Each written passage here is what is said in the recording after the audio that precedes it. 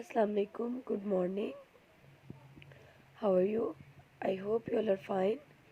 Let's start our today's word. Open your Urdu reading book.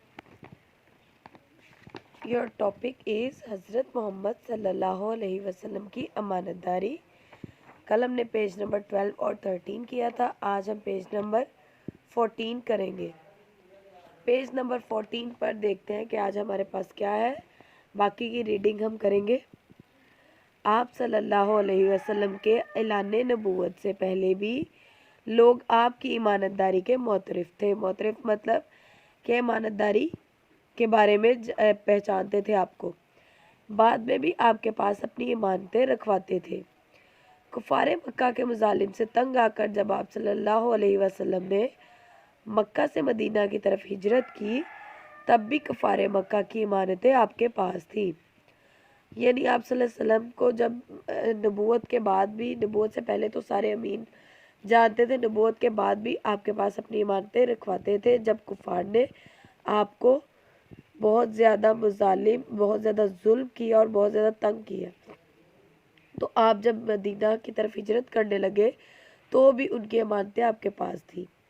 आपने ये इमानतें हज़रत अली रज़ी अल्लाह तआला अन्हु के हवाले की और वापस करके मदीना आने की ताकीद की.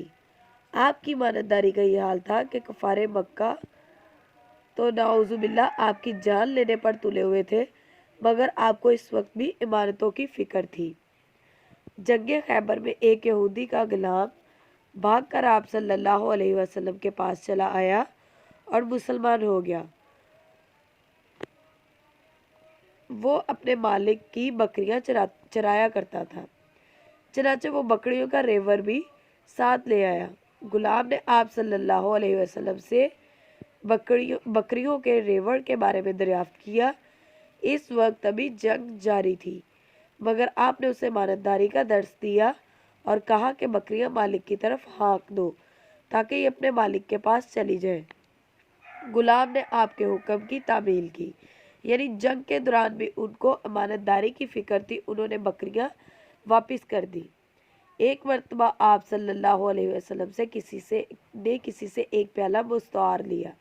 मुस्तार मतलब उधार लेना चीज़, कि ये चीज़ मैं तुमसे ले लेता हूँ, बाद में मैं तुम्हें वापस कर दूँगा. इत्तेफाक से वो प्याला गुम हो गया. नबी पाक सल्लल्लाहु अलैहि वसल्लम ने प्याले के मालिक को उस प्याले की कीमत फौरी तौर पर अदा की, यानी आपने उसके पैसे अदा कर दिए.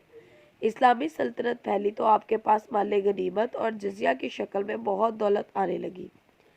आप इसे हमेशा अवाम की इमानत समझते और लोगों में तकसीम कर देते. आप इस दौलत को अपनी ज़ात और घर वालों पर खर्च ना करते, हत्ता कि घर में फाकों की नौबत आ जाती. फाकों में इनके घर में खाने पीने को कुछ ना होता, लेकिन आप दूसरे माल से, माल गनीमत से कुछ भी अपने लिए ना निकालते. आपने ईमानतदारी को ईमान का हिस्सा करार दिया और फरमाया कि जो ईमानतदार नहीं उसका ईमान नहीं. आपकी ज़िंदगी हमारे लिए नहायत उम्दा नमूना है, इसलिए हमें आपके उसवा हुस्ना को अपनाते हुए, सामने रखते हुए ईमानतदारी को अपनाना चाहिए. ये था आपका पेज नंबर 14. आपने पेज नंबर 12, 13, 14 की रीडिंग करनी है और नोटबुक पर इसकी डिक्टेशन करनी है. इनमें जितने डिफ़िकल्ट वर्ड्स हैं उनको अंडरलाइन करना है. नोटबुक पे आपने इस स्टोरी का, इस कहानी का नाम लिखना है, टॉपिक लिखना है और इमला करनी है. आपने इसमें से कम 10 मुश्किल वर्ड्स की इमला करनी है.